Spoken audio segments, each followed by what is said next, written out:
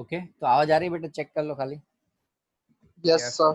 Okay sir हाँ बोलो। Sir homework કરીને મોકલ્યું તો પણ સર ઘરે ઇનકમ્પ્લીટ નો મેસેજ આવ્યો. કોના માં મોકલ્યું તે? વિઝન તમે કોચિંગ ઇન્સ્ટિટ્યૂટ વાળા નંબર ઉપર જ મોકલ્યું. चलो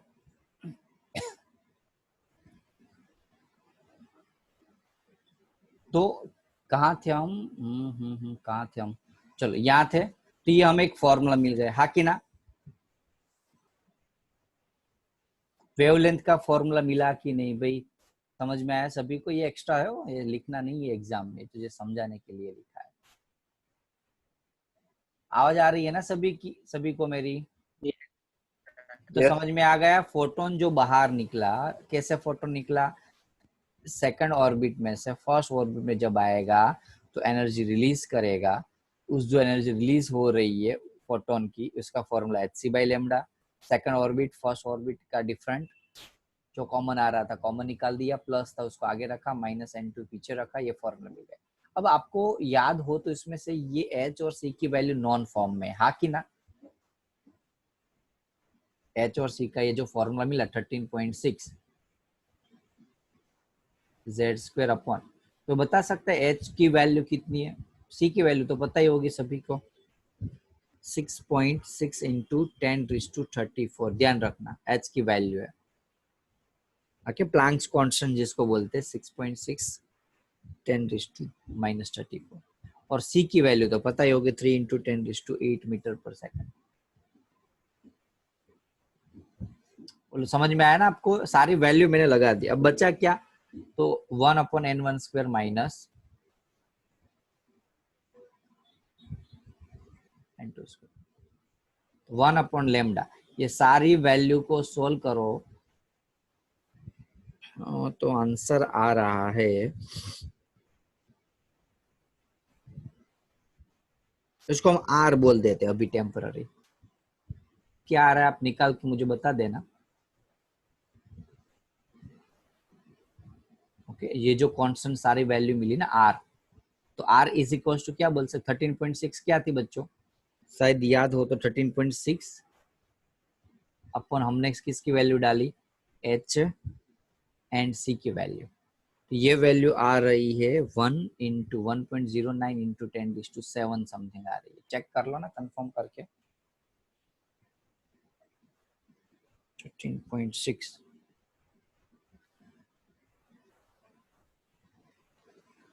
नहीं आ रही, 0.68 समथिंग आ रही है।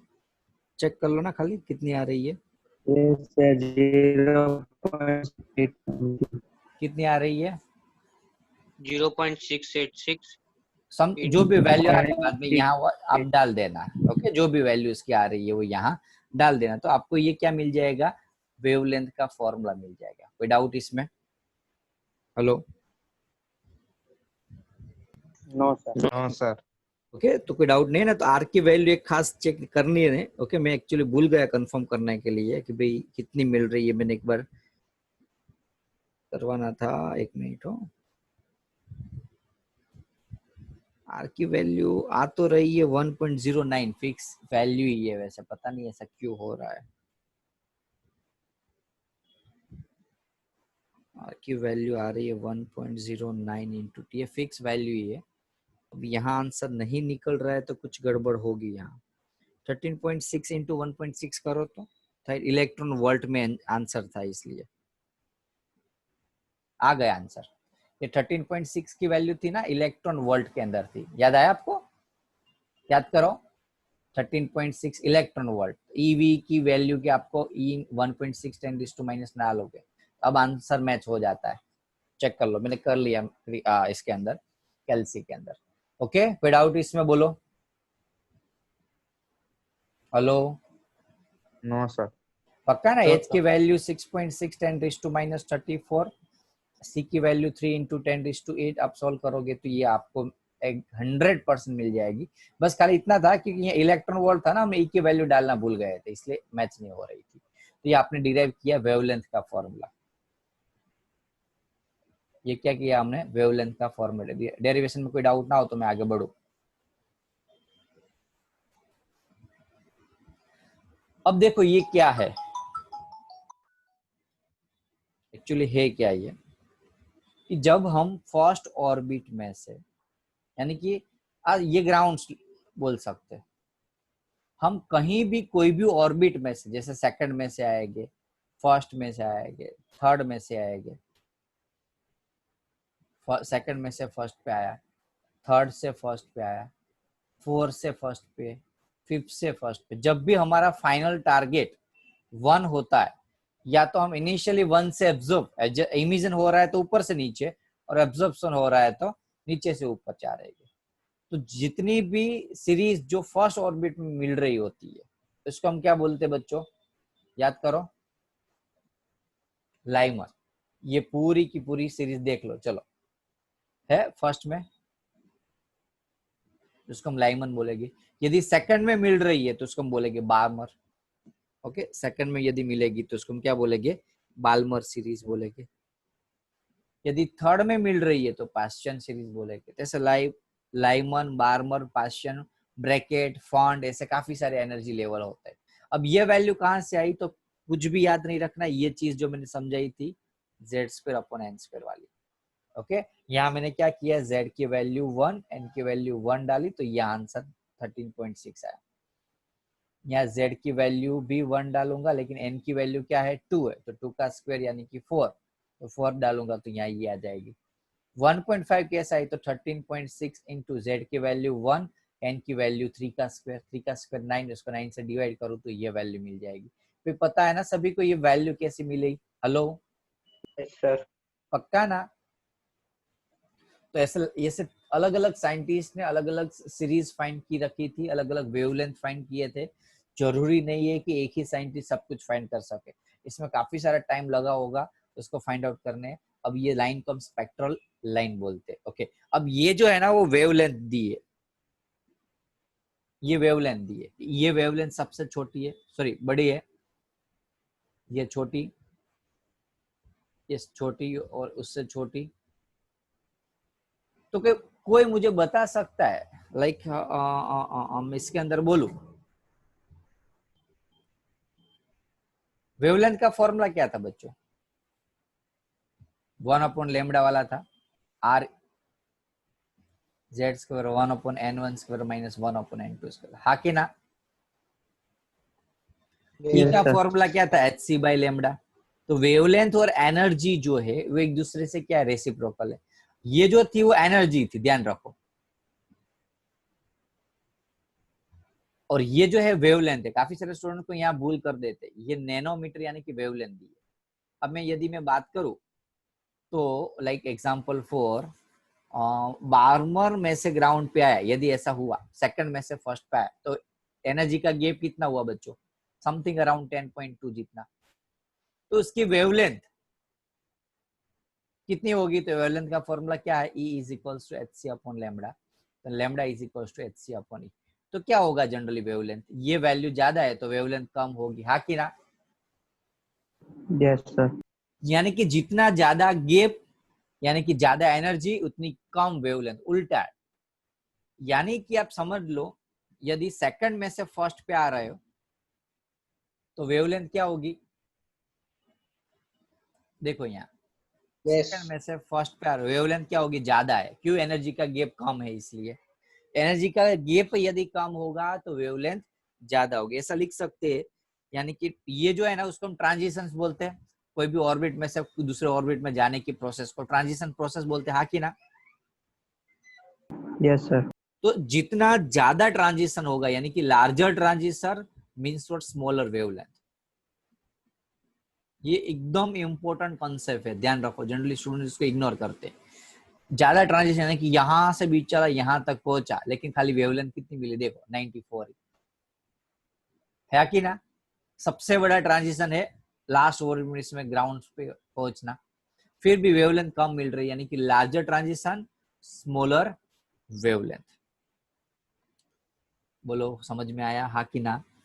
अब मुझे कोई बता सकता है n इज इक्वल्स टू 4 में से फर्स्ट पे आना है, n इज इक्वल्स टू 3 में से फर्स्ट पे आना है, तो कौन से केस में वेवलेंथ ज्यादा होगी, 3 में से first. Very first good, case में क्लियर ना कॉन्सेप्ट? 3 to 1। ओके अब ये सारे जो लाइमर बार्मर ब्रेकफास्ट सीरीज का जो फॉर्मूला है वो खाली मैं बता देता हूँ। लाइमन सीरीज यानी कि जब कोई पर्टिकुलर एनर्जी लेवल से फर्स्ट एनर्जी लेवल में आए, फर्स्ट ऑर्बिट के अंदर आए, टारगेट हमारा फिक्स है फर्स्ट ऑर्बिट, कहां से है उससे लेना देना नहीं है, तो उसको हम क्या बोलेंगे? लाइमर। फॉर्मूला जनरली फॉर्मूला आपको पता ही है, 1/λ is equals to r z square यानी कि 1 स्क्वायर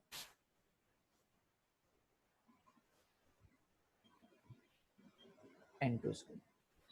यहाँ में n1 की वैल्यू फिक्स मुझे पता चल गई, n1 की वैल्यू कितनी है? फाइनली 1, तो मैं यहाँ 1 डाल दिया। z पता है, तो ये आपका फॉर्मूला मिला लाइमन के लिए। विदाउट इसमें लाइमन सीरीज यानी कि अल्ट्रावायलेट रीजन्स के अंदर आते हैं, इलेक्ट्रोमैग्नेटिक स्पेक्ट्रम होता है ना, वो जनरल लाइमन सीरीज के होते हैं। सिमिलरली बार्मर याद रखना हो तो याद, पता है ना आपको लाइव आप ब्रेकफास्ट वाली,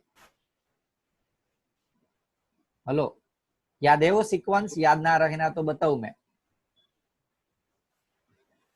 बेटे ने बोला लाई, क्या लाई? लाई बापा, किसको? बापा, बापा अपने फादर को बोल रहा है, लाई बापा क्या? तो ब्रेकफास्ट। लाई यानी कि लाइमन, बापा बा यानी कि बाल्मर, पाश्चन, ब्रैकेट और फंड। लाइमन बार्मल पाश्चर ब्रैकेट ने फंड। लाई बापा क्या? तो ब्रेकफास्ट। क्लियर? याद रखने के लिए थोड़ा इजी रहेगा। बोलो कॉन्सेप्ट क्लियर है सारे सीरीज का? अभी मैं डिटेल में नहीं जाऊंगा, खाली बता रहा हूँ आपको। बाल्मर यानी कि विजिबल रीजन सेकंड ऑर्बिट में आएगा। पाश्चन यानी कि थर्ड ऑर्बिट में इंफ्रारेड रीजन, ब्रैकेट के अंदर इंफ्रारेड, सिमिलरली फोर्थ के अंदर, फंड फिफ्थ के अंदर। ओके सिमिलरली ये भी इंफ्रारेड रीजन है। तो सीरीज के अंदर कोई डाउट किसी को बच्चों? No sir. पक्का सीरीज में कोई डाउट नहीं है ना किसी को भी? Hello no sir. याद रह जाएगा नो सब सर। कुछ? तो यस बताओ सर। चलो, फर्स्ट कौन सी थी? यदि फर्स्ट ऑर्बिट में यदि आ रहा है, लाइमन। ओके, सेकंड ऑर्बिट में, बार्मर। थर्ड में, पाश्चन। Fourth bracket. और बाद में Pfund. Pfund clear? Lyman Balmer Brackett and Pfund. कोई डाउट है ना किसी को? सेकंड का सॉरी ये यार एमसीक्यू क्यों में, चलो किसके अंदर आया? 1 नंबर यानी कि लाइमन इसके अंदर आया। अब यहाँ बोलो पाश्चन Brackett series lies in the infrared. Infrared. किसके अंदर आएगी? इंफ्रारेड। इंफ्रारेड के अंदर। बार्मल सीरीज जस्ट याद रख लेना, इसमें कुछ बड़ी वाली बात नहीं। Okay very good. चलो न्यूमेरिकल ले लेते थोड़े से।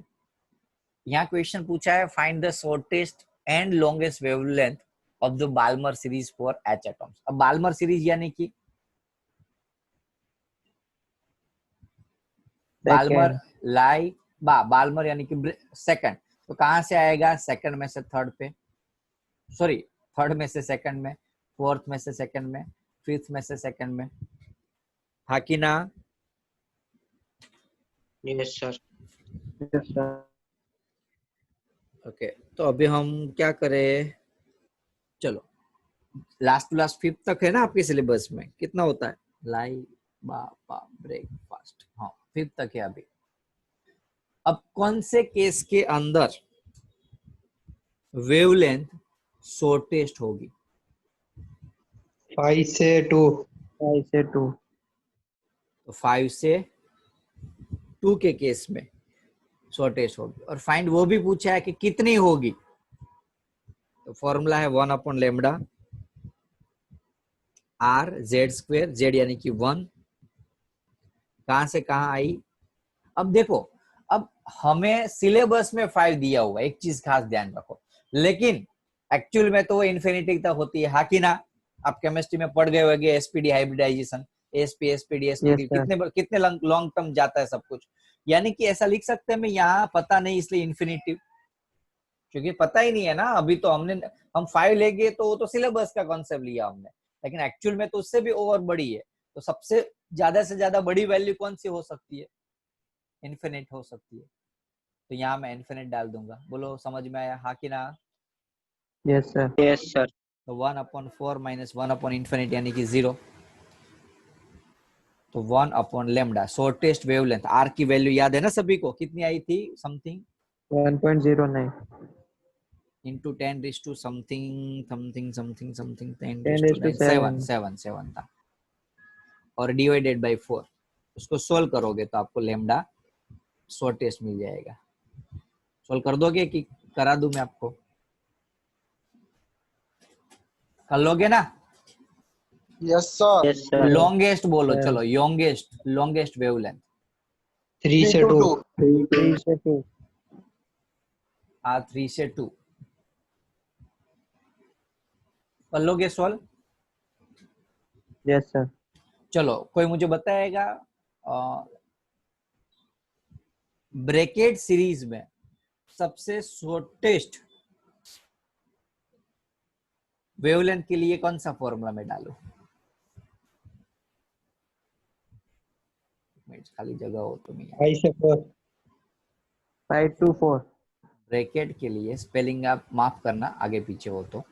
शॉर्टेस्ट वेवलेंथ के लिए बोलो। 4 to infinity. कहां से कहां? Infinity. Infinity to 4. ब्रेकफास्ट 4। तो फॉर्मूला क्या बनेगा? 1/λ is equal to R Z square यानी कि 1। अब देख पता नहीं यहाँ जेड स्क्वायर फॉर्मूला आता है लेकिन 1 आंसर आता है। कहां से कहां आया? 4 पे आया। कहां से? सॉरी यहाँ इन्फिनिट। एक मिनट फाइनल 4 है यहाँ 4 और यहाँ इन्फिनिट। ना याद रहे तो लिख सकते हो यहाँ फाइनल और यहाँ इनिशियल। ओके कोई डाउट है किसी को? N2 No, पे sir. N1 में आएगा यहाँ N1 और यहाँ N2, इतना याद रखो। तो आएगा ना ऐसे क्वेश्चन एमसीक्यू में। नीट की एग्जाम में मैंने बहुत बार देखे हुए। बायोलॉजी वाले खास स्टूडेंट ध्यान दो। नीट की एग्जाम में ये क्वेश्चन 99% मैंने देखा ही है बाय की। ओके जीट में भी, जी के लिए भी आता है, बोर्ड में भी काफी बार देखा, लेकिन नीट में पता नहीं इन लोगों को क्यों इससे और मजा आता होगा ऐसे क्वेश्चंस के। यही क्वेश्चन मैंने बहुत बार देखा हुआ है, तो खास थोड़ा ध्यान देना है। चलो ये क्या हुआ, इरेज कर देते। चलो अब दूसरा एक टॉपिक देख लेते हैं। मैं एक काम करता हूँ, आज है ना ये कंटिन्यूस लेक्चर ले लेता हूँ बच्चों। ओके और इस संडे में ना ऐसा होता है एक लेक्चर अरेंज कर दूंगा आपका जी का, एटलीस्ट क्या सिलेबस हमारा टॉपिक ये कंप्लीट हो जाए, है ना? चलेगा ना? आज कंटिन्यूस कंटिन्यूस लेक्चर ये दूसरा सेशन भी तो कंटिन्यूस ले ही ले आओ, बोर्ड के अंदर ले रहा हूँ। ओके क्योंकि मैं भूल गया था तो एमसीक्यू अभी शायद आपने प्रैक्टिस की भी नहीं होगी और मैं कॉपी पेस्ट करना भी भूल गया हूँ, तो नेक्स्ट लेक्चर में बाद में हम देख लेंगे extra. Number of spectrum line यानी कि अभी जी नीट के वैसे हमें बहुत सारे एमसीक्यू ऑलरेडी सॉल्व कर लिए। ओके लेक्चर हो जाते हैं तो दिक्कत नहीं होती है। Number of spectrum line obtained due to the transition of electron from the n2 orbit to n1 orbit. ये अच्छा टॉपिक है। एक मैंने फॉर्मूला बताया लेकिन वो फॉर्मूला नकामा था, इसे बहुत ज्यादा इंपॉर्टेंट नहीं था, लेकिन ये मैं फॉर्मूला अभी बता रहा हूँ वो थोड़ा ज्यादा है। यह क्वेश्चन लिखना चाहिए इन लोगों को। Number of particular spectrum unique spectrum line, unique spectrum line. Unique इसलिए क्योंकि सेम टाइप के होंगे तो उसको हम इग्नोर करेंगे। अब लाइक एग्जांपल 4 क्या है? Transition of electron from n2 orbit to n1 orbit. समझ लो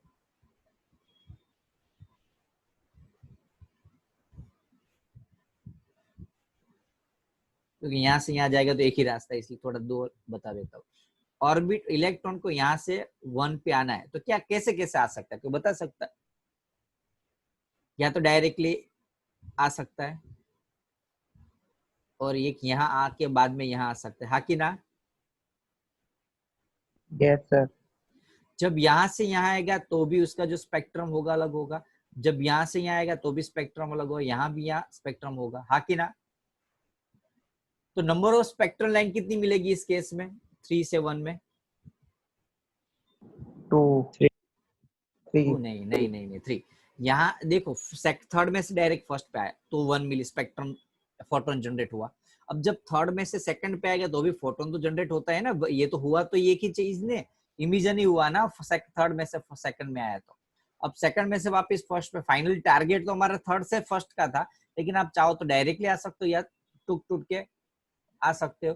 तो जब सेकंड में से फर्स्ट पे आया, थर्ड में से सेकंड पे आया, तो दोनों केस के लिए, दोनों केस में ट्रांजिशंस होगा, और जब ट्रांजिशंस होता है तब स्पेक्ट्रम लाइन जनरेट होती है।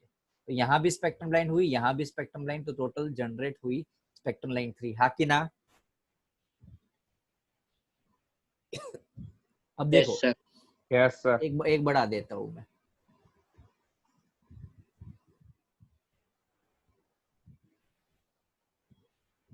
अच्छा यार बताओ चलो कैसे कैसे आ सकता हूं मैं। 4 एक तो फर्स्ट डायरेक्टली, बाद में 4 से 3 4 से, पहले 4 से 2 और 2 से 4, था कि ना? yes sir बाद में 4 से 3, 3 से डायरेक्ट 1, 4 से 3, 3 से 2, 2 से डायरेक्ट 1। देखो अलग अलग किया है मैंने, okay? Hello, yes Yes. sir कितने हुए अभी? कोई है आपके ध्यान में कोई दूसरा, कोई अलग मेथड? sir 4 से 2 2 से 1 वो तो आ गए, 4 से 2, 2 से 1, ये तो ही।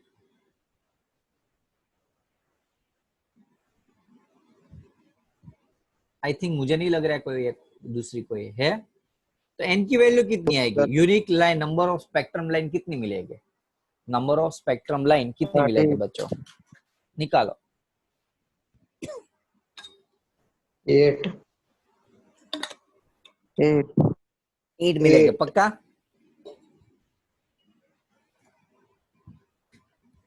रॉन्ग है, 6 मिलेंगे। बोले सर कैसे? देखो एक चीज ध्यान रखो, ये जो चीज है ना, कौन सी वाली, ये और ये, अभी मैं राउंड कर रहा हूं, हाईलाइट कर रहा हूं, ये और ये एक ही चीज नहीं है। सेकंड में से फर्स्ट पे आई, हाँ कि ना? मैंने यहाँ इसलिए तो यूनिक के ऊपर फोकस रखा था, unique spectrum line. Total number of spectrum line में नहीं बात कर रहा हूँ, unique number of spectrum line की, स्पेसिफिक स्पेक्ट्रम लाइन की बात करूं तो 2 से 1 पे जो आएगी, चाहे ऐसे आए ऐसे आए, लेकिन 2 से जब 1 पे आई तो same number of, same frequency wavelength की क्या मिलेगी आपको? स्पेक्ट्रम मिलेगी। तो यहाँ इसको नहीं मानना है। समझ में आया भाई? हेलो, तो 7 था ओके। तो अभी भी और दूसरा कोई होगा ना ऑप्शन, तो कुछ होगा ही। ये रहा सर 4 से 3 ये रहा, में 4 भी से भेजा 4 से 3 में, तो ये आपको निकाल दो। अब बच्चा कितना देख लो, 6 बचा। तो नंबर ऑफ, अब ये एमसीक्यू है ना, वो जनरली, लिटरली मैं बोल रहा हूँ, आप ट्राई करना तो करना, आपके स्कूल के कोई टीचर स्टूडेंट्स को भी इतना नहीं पता होगा कि ये कैसे आया है सब कुछ। ओके, इतनी गारंटी में दे रहा हूँ, क्योंकि एकदम यूनिक टॉपिक है। जनरली हम इसको स्किप कर देते हैं, ऐसा टॉपिक है। नीट के लिए, जी नीट के लिए बहुत टाइम पे टॉपिक है। अब देखो, अब हर बार ऐसे करने तो बैठेंगे नहीं।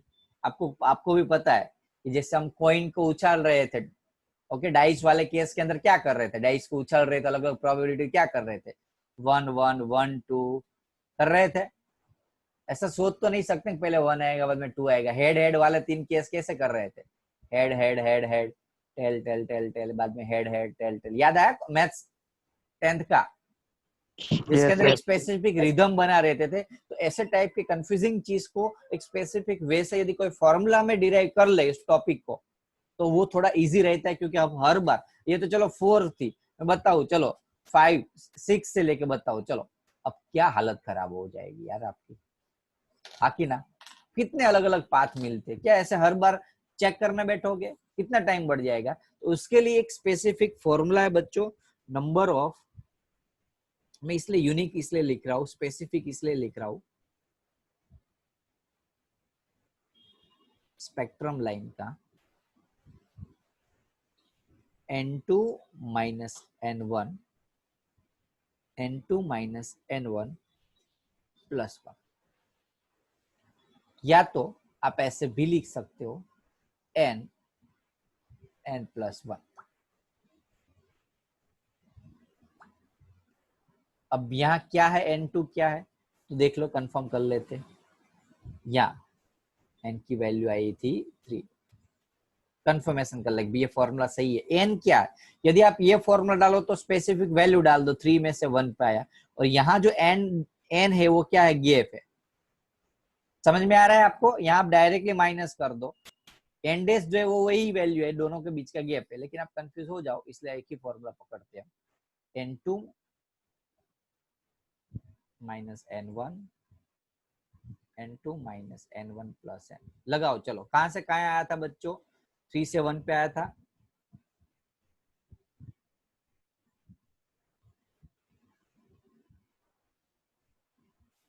एक मिनट हो, n2 कितना था, n2 minus n, okay, divide by 2, हाँ सॉरी, इसका मल्टीप्लाई डिवाइड बाई 2 आएगा। चलो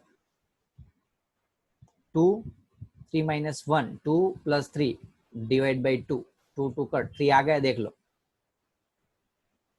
हेलो,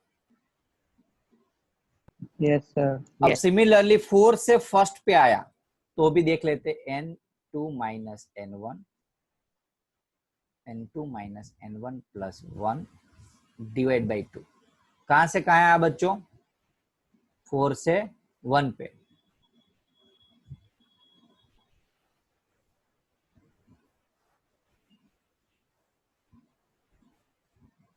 आ गया आंसर, 6 चेक कर लो। Yes. समझ में आया फॉर्मूला, ओके। तो ये खास ध्यान रखना, ये फॉर्मूला इंपॉर्टेंट है, ओके। एमसीक्यू में आपको डायरेक्टली ऐसे नंबर ऑफ स्पेक्ट्रम लाइन, वैसे जनरली कोई फॉर्मूला का यूज करता नहीं है क्योंकि छोटे वाले ही पूछते, सेकंड में से फर्स्ट में, फोर्थ में से फर्स्ट में, तो आ जाते सभी को, लेकिन है तो हम यूज कर ले उसका, ओके।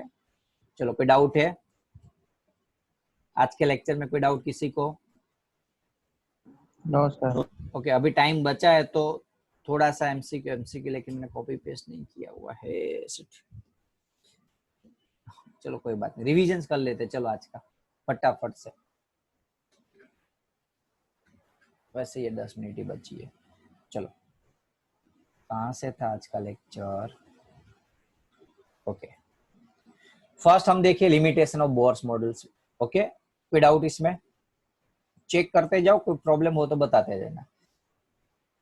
सिंगल एटम्स के लिए, मल्टीपल्स के लिए नहीं कर सकते, इंटेंसिटी नहीं बता सकते थे, सर्कुलर ऑर्बिट हुआ लेकिन उसमें तो एलिप्टिकल एक्चुअली मिल रही है, ओके। स्पेक्ट्रम लाइन की, कंटिन्यूस स्पेक्ट्रम लाइन के बारे में नहीं बता सकते थे, सॉरी, जीमेंस एंड स्ट्रैक इफेक्ट के बारे में नहीं बता सकते, the Broglie hypothesis, Heisenberg uncertainty को समझा नहीं सकते थे, सोडियम वाला एटम जिसके अंदर एक के अंदर दो दो मिल रहे थे वो नहीं समझा सकते थे, एमसीक्यू तो हम स्किप करेंगे।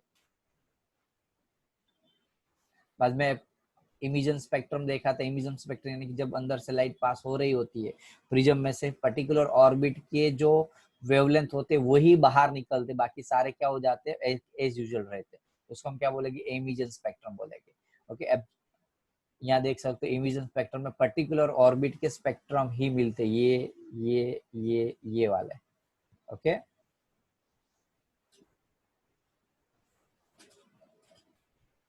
एक मिनट हो, चलो। और एब्जॉर्प्शन के अंदर क्या होगा, सारे मिलेंगे, खाली जो यहाँ जो मिल रहा था वो यहाँ नहीं मिलेगा, यानी कि यहाँ क्या हुआ, एक जो पर्टिकुलर वेवलेंथ थी वही इमेज हुई और यहाँ वही एब्जॉर्ब हुई, बाकी सारी आई। समझ में आ रहा है सभी को? Continuous absorption in emission spectrums के बारे में डिटेल्स में बात की हमने, हाइड्रोजन स्पेक्ट्रम्स के बारे में बात की, भाई कैसे हाइड्रोजन के अंदर क्या होता है, जनरली फर्स्ट ऑर्बिट में आने के चांसेस, जेड की वैल्यू 1 एक फिक्स हो जाती है, ओके। जब ऊपर से नीचे के एटम्स में जब आएगा, जब जनरली कोई ग्राउंड स्टेट के अंदर है, सेकंड ऑर्बिट में एनर्जी दी मैंने, उस एनर्जी से ऑब्जेक्ट थर्ड ऑर्बिट में चला गया, लेकिन उसकी जैसे एनर्जी हम देना बंद कर देंगे तो वापस अपने ग्राउंड स्टेट में आएगा, लेकिन उस ग्राउंड स्टेट में जब आएगा तब वो दोनों ऑर्बिट के बीच का जो एनर्जी लेवल का डिफरेंट होगा, उतनी एनर्जी का एक फोटॉन्स जो है वो बाहर इमिज होता है। ओके, ये खास ध्यान रखना। बाकी तो फॉर्मूला है मेन। डेरिवेशन खास ध्यान रखना, वेवलेंथ का डेरिवेशन 1 अपॉन लैम्डा वाला 13.68 square upon hc 1 upon n1 square minus 1 upon n2 square. Derivation में कोई डाउट नहीं है ना बच्चों? डेरिवेशन में कोई डाउट नहीं है ना? Hello? No sir. Okay. No sir. बाद में ये स्पेक्ट्रम लाइन याद रखना, बनानी होगी आपको, भले यहाँ 1 2 3 ही बनाइए क्वेश्चन, आपका ब्रेकफास्ट और फंड भी बनानी पड़ेगी एग्जाम में। ओके, तो ये खास ध्यान रखना, बड़ा क्वेश्चन आएगा 3 से 4 मार्क्स का। एक चीज इसके अंदर मैंने देखी, समझाई थी कि जितना ज्यादा बड़ा ट्रांजिशन उतना कम वेवलेंथ, और जितना स्मॉलर ट्रांजिशन इतना लार्जर वेवलेंथ। Okay, hello? समझ में आया ना ये चीज क्या है? कि एनर्जी और वेवलेंथ एक दूसरे के ऑपोजिट में, ज्यादा से ज्यादा एनर्जी का गैप होगा तो कम से कम वेवलेंथ वाली एनर्जी का फोटोन बाहर निकलेगा। जिस फोटोन का वेवलेंथ बड़ा है उसकी एनर्जी कम होगी, वेवलेंथ छोटा है उसकी एनर्जी ज्यादा होगी। क्लियर? बाद में लाइमन, बार्मर, ये जो है ना वो खाली डिटेल में लिखा हुआ, लेकिन इतना डिटेल में आपको एक ही पेज के अंदर सारी सीरीज का फंडा, फॉर्मूला, कौन सा रीजन है, ये सब कुछ आपको बना देना है। ओके, ये सब अलग अलग से लिखने की जरूरत नहीं है होमवर्क में आपको। अभी मैंने भले यहाँ से ये सारे सीरीज बताई थी, लेकिन आपको होमवर्क में से लिखने की जरूरत नहीं है। देख लो, न्यूमेरिकल्स खास देख लो, shortest longest wavelength of Balmer series पूछे तो। ओके, तो एक चीज याद रहेगी ना सभी को, कभी भी जब भी शॉर्टेस्ट पूछे तो क्या करना है, सबसे बड़ा जो सबसे ज्यादा से ज्यादा ट्रांजिशन हो सकता है, कहां से हो सकता है, तो इन्फिनिटिव से हो सकता है। जब भी शॉर्टेस्ट पूछे, एक मिनट, जब भी शॉर्टेस्ट पूछे तो इन्फिनिटिव से गिवन पॉइंट पे ले जाओ, और लॉन्गेस्ट पूछे तो n2 से n1 पे ले जाओ, नजदीक नजदीक वाले। क्लियर? हेलो? अरे Yes, यार, sir. आपके नाम तो बोलते रहो यार। बाद में आपको नंबर ऑफ स्पेक्ट्रल लाइन कैसे मिल रही हो वो भी मैंने बताया, उसका फॉर्मूला बताया, n2 - n1 n2 - n1 plus n1। n2 क्या है, जहां से आया, n1 जहां पहुंचा। ओके, बाद में ये आप ऐसे भी निकाल सकते हो थ्योरेटिकली, और ये फॉर्मूला के बेसिस पे भी निकाल सकते हो। Okay, clear?